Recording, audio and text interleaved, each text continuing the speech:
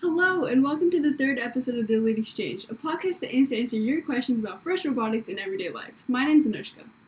And my name is Aryan, and we're the co-hosts for the show. Today, we've got the senior team, Syosset Nebula 12382, with us to talk about their experiences from FTC.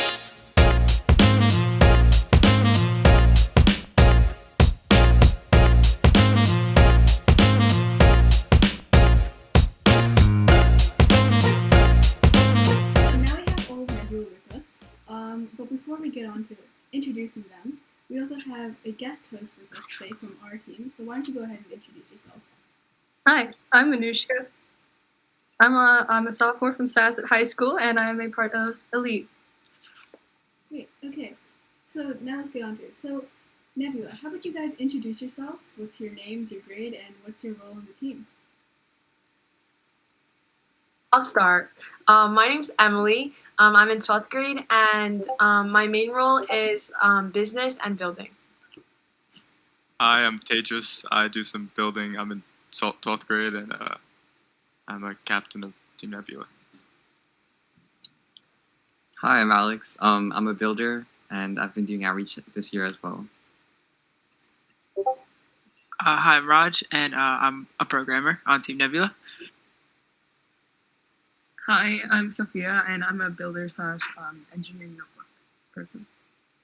Cool. So let's start off. You guys have a invitational coming up soon. Do you want to kind of talk about that? Okay. Yeah. Oh. Sorry. So we just want a day for teams to go traditional 2-on-2 matches. Since this year with COVID, it's just one game. So we want to see what this year's games would be like if it was just 2v2. Yeah. This event is going to be held on May 22nd, and it's going to be we're offering it to any teams, and right now the people who've signed up are Long Island teams, and we're planning to host traditional 2v2 matches, and it would occur from roughly 11 a.m. to 4 p.m.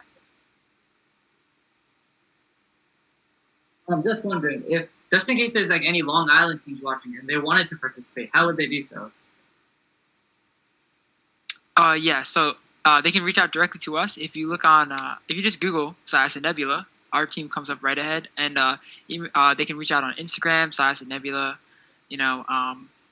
That's really about it. And if you just Google, we're everywhere. So we're everywhere. Mainly, our outreach social media manager Giovanna. She posted on our Instagram the links to the volunteer forms and also where teams would register. So. All right. So how well did your team do this season? Because our season just did end, and for you guys, this was your last season as a first team. So I'll start off in terms of robot performance. We had obviously the same challenges that a lot of FTC teams had this year about managing time and being able to get the people who needed to be on the robot. And our school had the hybrid method, so it was basically every other day we'd switch from a lot of robot work to a lot of behind the scenes work getting done. And in terms of how we ended up doing, our robot was pretty successful. We were able to complete all sides of the task and score about 100. Our max score was just over 200, and which was pretty impressive. And then we were pretty proud of ourselves, and we hope that at our invitational we can outscore that with just a little bit more time dedicated to autonomous programming and some driver enhancements that you guys will see at our event. And this season was by no stretch our most in terms of how many awards we won. I think our previous season, our 11th grade season, was a lot better, but we think it's due to like I said, the disconnect from that COVID. But we obviously don't want to blame it on that. We think that a lot of teams have grown this year, especially Elite, who have shown that they are a very strong contender in a lot of these awards, and we want to see what they can do next year. We think they'll be maybe the first Syosset team to advance beyond our regional level in terms of notebooking it. And we think maybe we would have went on points this year, but there wasn't even a world anyway, so it's all good. It's all good. What is something that each of you are proudest of this season? Oh, who wants to start? All right, I'll start. So I'm really proud of the team family bond that we created. Within our senior team this year. We've only been together for 2 years, so we haven't known each other for that long. But we really pulled together this year, especially with all the COVID stuff happening, and it kind of feels like a family. And we've all become such good friends, especially me and Emily. We're just such good homies. And, sorry, Raj. And and yeah, no, we've definitely created a really really strong bond within the team, and I'm sure it'll go past college and wherever we go. So yeah. I'll pick up from there. I just want to start off by saying, Tatus, your remarks were just, on point. I think, I'm not sure why you said, sorry, Raj, there. That was a little strange. I think what you were saying was definitely on point with what I'm hearing from other members of the team that may be in this call. For myself, what am I most proud of myself? We've done a lot of work on the programming side this year, and I think our bot was, mad smart. Our autonomous programming was kind of there, and if you, I think we'll be dropping a YouTube video with our autonomous and our some of our maybe a full match, and so you guys can check that out soon. But I think I'm pretty proud of how we turned out on the coding side, and also our member Josh Yoon is not here, but he and I worked a lot together, so I'm pretty proud of our collaborative effort. Oh, and also Tay just mentioned he's formed a strong bond with another member, Emily, on our team. I also formed a very strong bond with a new member. His name is Nolan Smithwood. Could not make it here today, but let's just say we're very close. If this was him and this was me, it's kind of like that. No big deals or anything. Yeah, Alex, you can go next. Thank you. I think that our COVID response is really good, and we did get a lot of done given that a lot of our team was all virtual, and especially because the people that were all virtual, they were still contributing. I think that was a big part of our hardship and our perseverance this year. And I think that we'll continue to do this good work until we go to college, and then we'll probably stay as alums, all of us. So pretty proud of that. I would say I'm pretty proud of the team in general, and our inclusiveness to make everyone feel comfortable on this team. For example, I was known as the design and notebook person, but this year, with this team's help, they allowed me to branch into building, which I really appreciate. And they helped me a lot and made me more confident in my engineering design process, engineering in general. Okay, so I'm most proud of our team being able to still reach out to other teams, especially during the pandemic, and continuing to try to do outreaches such as Invitational. All right. Well, moving on to kind of team bonding and team spirit. If you guys had to pick one day from the entire year, which day would you guys say that you guys had the most fun as a team? Very interesting question. So I think this is tough. Last year, there's a whole long list of days I could say because we were always together. But this year, I would say it's the day of our regionals recording. When we did our regional judging and we recorded our matches, we were all in school together. It was a Saturday, so we were all there, and it was a pretty interesting day because we haven't seen some of our teammates together. A lot of them do work behind the scenes on the notebook, but we just haven't seen it because we're not directly seeing them. But obviously, we see their work ending up in the notebook. But I would say that day was one of the highlights of the season. Everybody getting to watch the robot run, and then be silent while we're holding the controllers, and they're trying not to scare us because if they make noise in the back, we're gonna be huh, and then we lose a point or something like that. It's just always interesting when people are watching us run versus running by ourselves. So for a lot of the people that went in school and worked on the robot after school, we would generally get some kind of food, dinner, mainly Popeyes. A lot of our team members very much like Popeyes, and so we would go get Popeyes after school. And that served as a great team bonding exercise, as we would get to talk and eat and spend more time with each other that wasn't robotics. All right. So, moving on. What are your team's strengths and weaknesses? I can speak to one of the strengths. I think that we're really good at organization, and Tejas here organized the Gantt chart this year. And Gantt charts are things that they use in industry to organize like people and plan things out. And I think that really helped us schedule out like when we're going to do stuff, and then helped us meet deadlines. So I think that organization is definitely a strength, namely because of Tejas. Tejas did a lot, so that's one of our strengths. Another one of our strengths is I think just our team environment in general. Like whenever we're hanging out, or whenever like even like when we're in the call together, like I think we're always just having fun, and like we never see robotics as something that's like taking time out of our day, or like something that we have to a job or work that we have to do. It's always like, oh, I get to see Tejas, okay, and then we pull up. And we just look at Tejas for a little while, and I just think like that, like it makes the work a lot more fun, a lot more doable, and I think like when things come together, it's even more satisfying at the end, because it's like we did this together because we wanted to see Tejas, and now look, we have robot too. Like it's a win-win.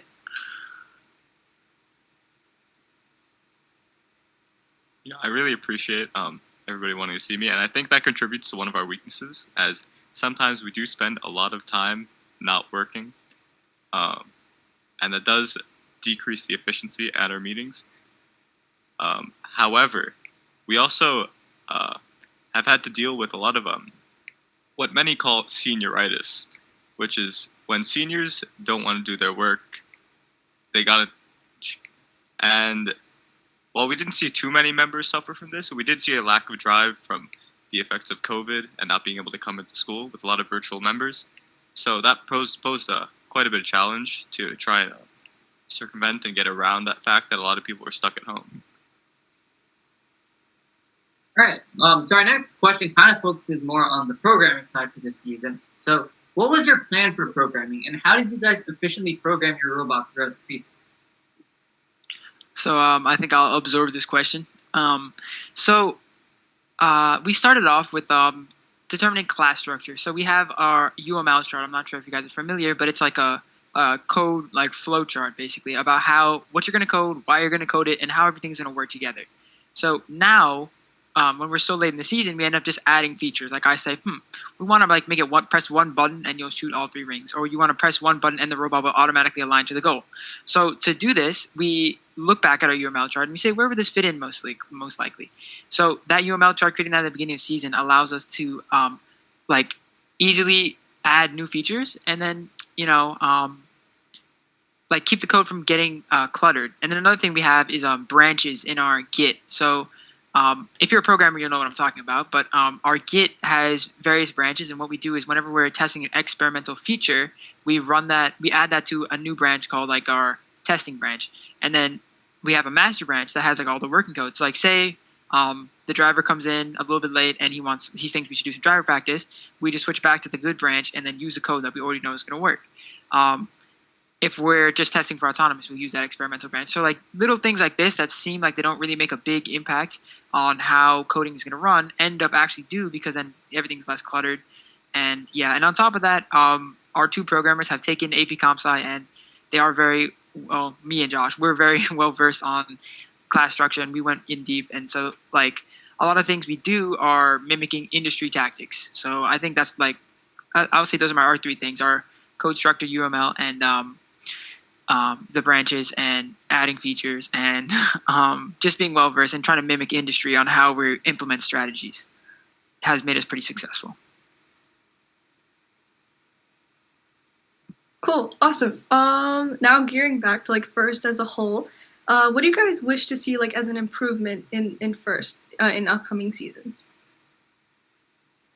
I would love to see First mimic what we are doing with our Syosset Robotics Invitational and create more opportunities for teams to compete against each other and get more experience.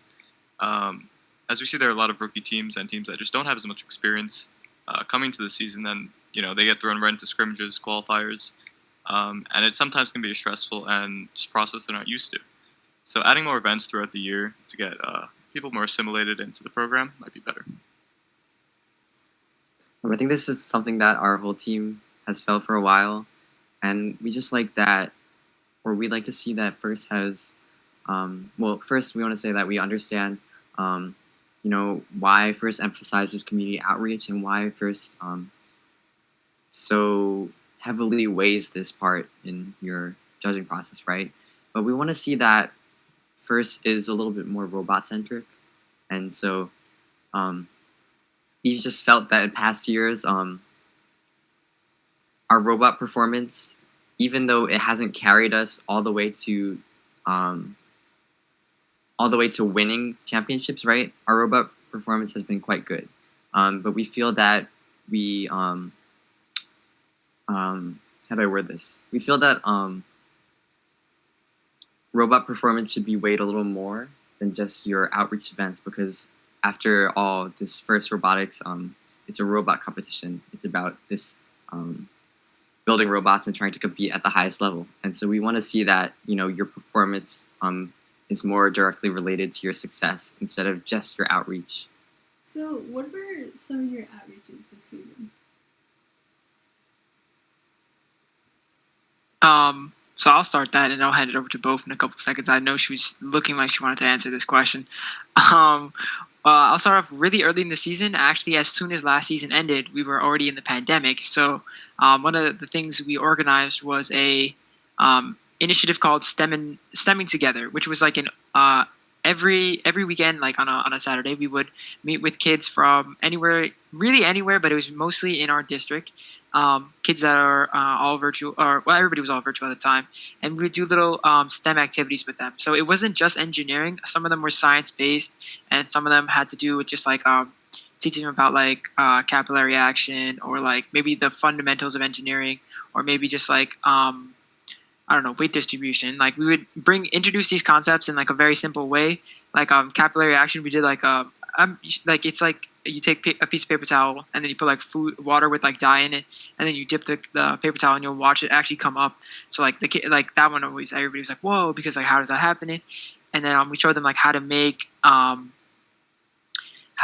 slushies and things just by like shaking things with ice. Like it's like a simple science concept, and then just like a fun way of showing it to them. And we really want to do that because we like to push like hands-on activities as much as we can, especially because like now everything is keyboard and mouse based, but like it's really not the best way to learn. So we thought doing that was cool, and that was like fun for us and like hopefully educational for them. The parents loved it too. So your team practically became like Bill Nye the Science Guy. That's actually. Oh yeah, definitely. And we actually had like Bill Nye. No, I'm just kidding.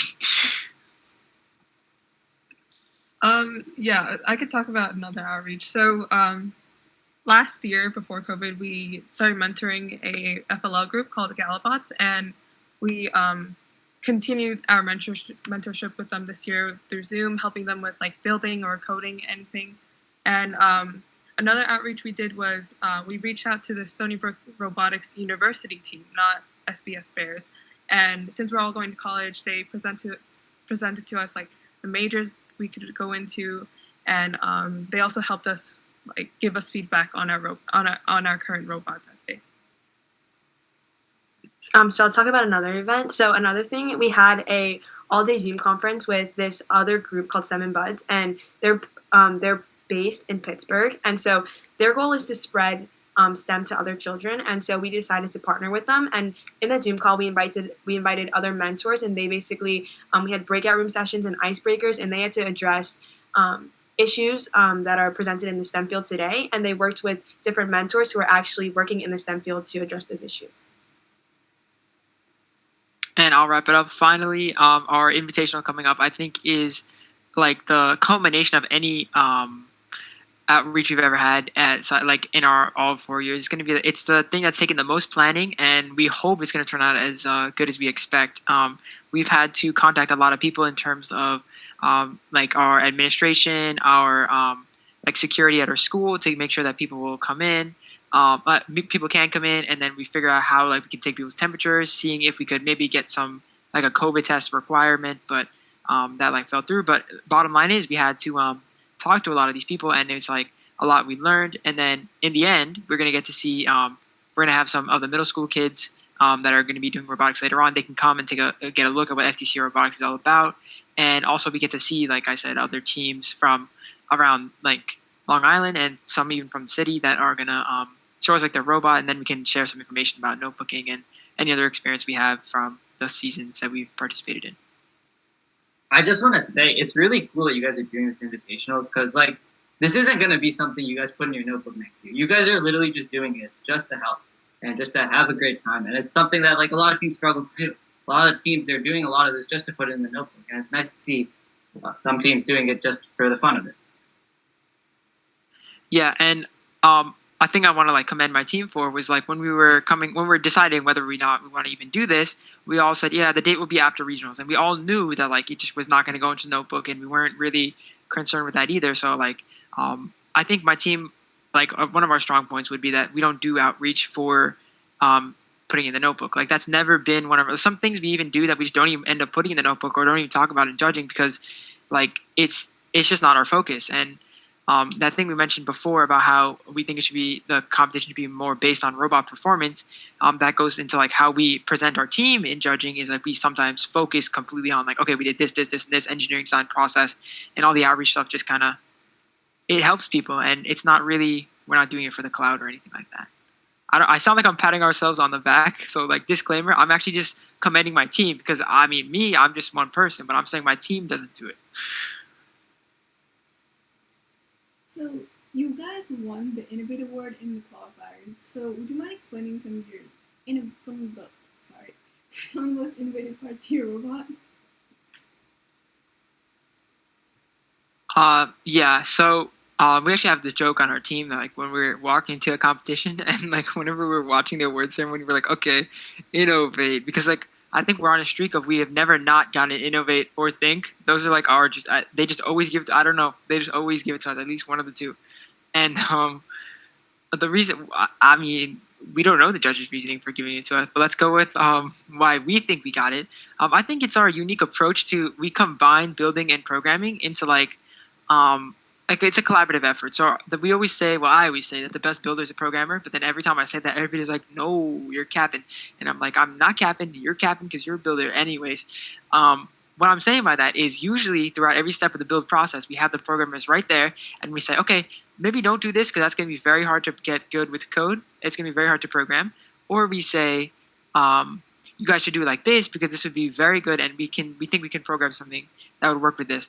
We usually don't like do build then program because that's like the easy way out. And at the end of the day, it's just you can only program as good as it was built. So if you're there programming during the build stage, you end up with a solution that's like very cohesive. So we think that's definitely like a good one of the innovative parts of our team because like I don't think that's a strategy a lot of teams take. As this is your last season here, what do you think is one of the things you're going to miss the most from first? So just for anyone who doesn't know, Nebula is a fully senior team, and all of the people here are seniors. So what do you guys think you're going to miss the most? I think we should all answer this question, but I'll start first. I will miss the really big program, and I feel like I really like how like everyone's kind of chill with each other, and we all help each other out, and we're so supportive. And especially last year, we saw this at the Invitational. Like I think it was almost all of our teams qualified, all but one, and even though the other team didn't qualify, they still helped out and they volunteered. And then for the teams who were actually participating in the Invitational, we really supported each other when we won awards, and then we were all just like celebrating for each other. So I think that's something I'll miss a lot, the really big program. Raj, you can go next. Thank you, Alex. I was actually hoping Tejas would grace us with his speech, but yeah, if you remember when we were getting an award at one of our year, if you look in the background of the video of us going crazy, you'll see the entire Cyborgs team just like they're all just like standing up. They're like, yeah, like out of their seat. They were even happy. They look happier than us, to be honest. Like their coach in front of Miss Owens was just like, she's like, yes, because like we've all had her as a comp sci teacher, and now she's like, that's my kid, and like so I think that was like one of the things that we're gonna really miss is like having people who are older than us who we're like looking up to and getting a lot of help from, and then people below us who we're like younger than us. I mean, that we're helping, and then like just kind of being in the middle of all of it, and it just having like that environment. And then another thing would be like I feel like FTC is just starting to get like to a point where we can like I feel like another year for us we'd be like cracked, because like I feel like we've now like so well situated into FTC that we would do really good things next year. But dang it, we can't, because unless we get held back, but I don't think that's an option. I just gotta say, like, just the A7, our robotics room in general, I'm gonna miss so much. Because, like, if you're having a rough day, like, during school, like, you have a bad test or, like really stressed out, you could just walk into A7 and you could just, like, casually pick up the conversation with someone about robotics or, like, an outreach or something. And just, like, the general feeling of just being at an A7, like, it feels like home, basically. So just to add on to what everyone said about like a sense of community, so like also everything what everyone else just said, plus like if you go into like one of the tech rooms and like even just like the teachers or the coaches who are always there for you, like Mr. Hagan, Mr. Morrison, Mr. Che, and the other coaches, like even if you just ask them for help, like they're always there to help you, like whether it be like a 3D printer issue or like a laser cutter issue, like anyone, even like the older kids, like when we were in underclassmen, like they would come and help us, and we do the same for the underclassmen. And finally, I'd just like to say that, I'm gonna really miss the team members, hanging out with them after school every day. I met this guy, Raj Sinha, 10th grade. I didn't meet him in 10th grade, but we were in the same systems class. I was like, you should do robotics. And he was like, that's a great idea, Tejas. And so he joined robotics. And then we were on the same team next year. And, over the last, 2 years, spending time with all these guys on the same team every day after school, it's made it really bearable staying till, 6, 7 o'clock every day. Because usually, that'd be really tiring. But, it's really fun. It's a great environment, and you're going to miss it. Yeah, just to cap off what Tay just said, nobody likes more than me seeing nobody likes more than me when you, it's been a long day. It's 6 o'clock. You don't want to leave, but the teachers are like, get out of the building. And I look at Sage and I'm like, what would slap right now? Popeye's chicken sandwich. I'm going to mute my mic. So I know you guys mentioned this earlier, but are you guys thinking of coming back as first alumni in the future?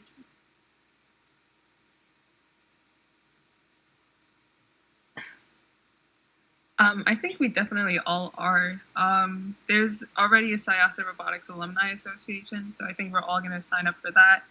And we want to be able to share our knowledge of first to whoever who needs it. So just shoot us an email and we can share information. Yeah. Maybe to be a little more specific, do any of you guys think you want to be a judge or a ref at a first competition? Yeah, I think that a few of us are considering coming back as judges or refs. Maybe not in college, but I think that maybe once we get a career and we taken off, we'd like to give back to first, because it's a great program. So yeah, definitely yes.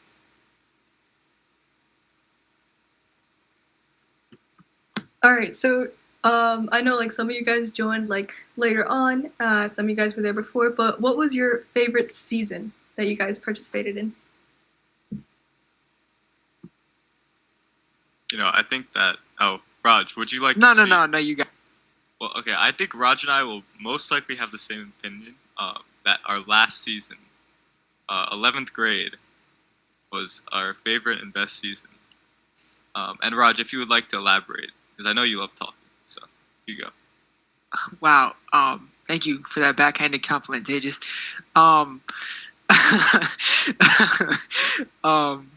Yeah. So last year, the game was kind of interesting. Skystone, basically you just take the block and you put them on the other side, and we were kind of good at taking the blocks across. How it is, and yeah, I think last year was our favorite year as well, because a lot of us were so dedicated to outreach, notebook, programming, building. Like we were basically firing on all cylinders last season, and like every week we'd be hitting with like, okay, we're doing this for outreach this week, and I'd be like, what? Okay, and then we're just doing it, and like last season was so great because like literally any aspect of the team was doing their best last season. Like I think programming became better, and obviously we became better at building and programming than last year and more organized in the notebook. But like programming, we advanced a lot from the previous season. Building our robot was a lot more complex, and we did a lot more design process before we actually built things. And then our scoring was pretty good last season before we even got to the comps. And then obviously we got like the Inspire Award, which was it's like a culmination because we had never gotten any previous year than that. And now it's like, doing it again. But like back then it was like first time, our coach was like, there were times when our teams used to just show up to a comp and then leave before award ceremony even started because they just knew they weren't going to get any. And then now it's kind of like a total reversal because now we're all like, biting our nails during this award ceremony, like who's going to get it? And then turned out to be another Syosset team, and we're just like, let's go because it's us and our program doing so well. So yeah, but that all started last year. I think last year we really took off, and yeah. All right. Well, going into more of an off-topic theoretical question, a very important question. Do you consider cereal to be a soup? No. No. What kind of question is this? No. Yeah, no, I don't think so. No. Really? And I do. Cereal's the best soup. Ryan just does not understand. Cereal is not a soup. I would like to elaborate. Cereal. So in a soup, the main ingredient is the liquid. There might be other things in the soup, but when you think of soup, you think of liquid. Now, when you think of cereal, you think of cereal. You don't think of milk. You don't say, I'm going to go have some milk for breakfast with some grains in it. No, you say, I'm going to have some cereal with some milk. So that's why cereal is not a soup. All right. Why is your team name Nebula?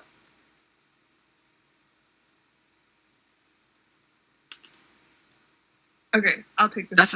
Okay. Yeah, I was about to say no, Tejas, but no, you got it. No. Okay. So, It's alright, we know you like to talk, Raj. Look at the next one.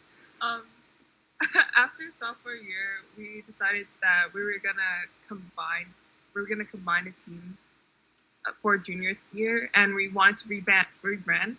And this guy named Hamza on our team was like, let's call it Nebula because it's a birth of a new star, which we are birthing a new team. Raj, would you like to add on? Since you like to talk so much.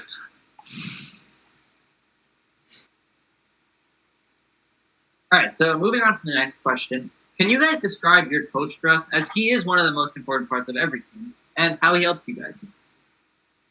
All right, I'll start here. I first off want to say our coach is very special human being.